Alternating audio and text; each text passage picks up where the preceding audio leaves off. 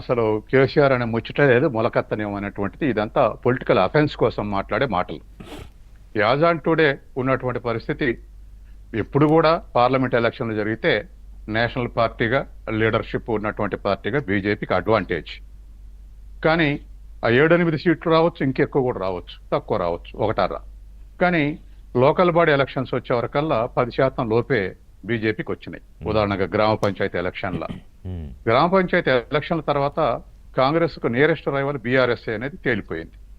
కాబట్టి ఇప్పుడున్నటువంటి పరిస్థితుల్లో నేషనల్ లెవెల్ ఎలక్షన్ జరిగితే బీజేపీ ఎక్కువ స్కోర్ చేస్తుంది.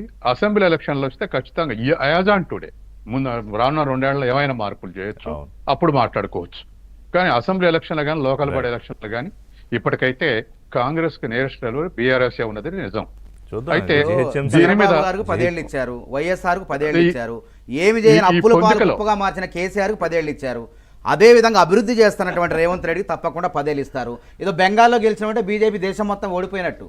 కాంగ్రెస్ జైత్రయాత్ర కేరళం దైవభూమి నుంచి కేదార్నాథ్ మరో దైవభూమి వరకు ప్రారంభం కాబోతుంది. అది గుర్తుపెట్టుకోండి. అదే గతంలో యూపీఏ హయాంలో కూడా వాళ్ళు 5 రాష్ట్రాలు 6 రాష్ట్రాల్లో ఉన్నారు. అదే మేము 22 రాష్ట్రాల్లో ఉన్నాం. గుర్తుపెట్టుకో 2014 42 స్థానాలు, 2018లో 52 స్థానాలు కాంగ్రెస్ కు, బీజేపీకి 303 స్థానాలు. అదే విధంగా 2024లో 240 స్థానాలు, కాంగ్రెస్ కు 100 లోక్సభ స్థానాలు ఉన్నాయి. కాబట్టి రాహుల్ గాంధీ యొక్క అరణ్యవాసం 14 ఏళ్ళు అంటారు కదా, రాముడికైనా పాండవులకైనా అది ముగిసిపోతుంది. రాహుల్ గాంధీ పట్టాభిషేకం సిద్ధంగా మమతా బెనర్జీని మార్చారు 3 ఏళ్ళు 3 సార్లు. మరి మోడీని ఎందుకు మారవరు? పినరయి విజయన్ 2 సార్లు మార్చారు, మారుస్తారు.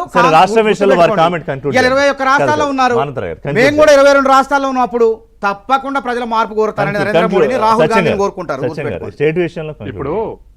ఇప్పుడు మానవతరాయికి ఆ కాన్ఫిడెన్స్ ఉండటంలో తప్పు లేదు.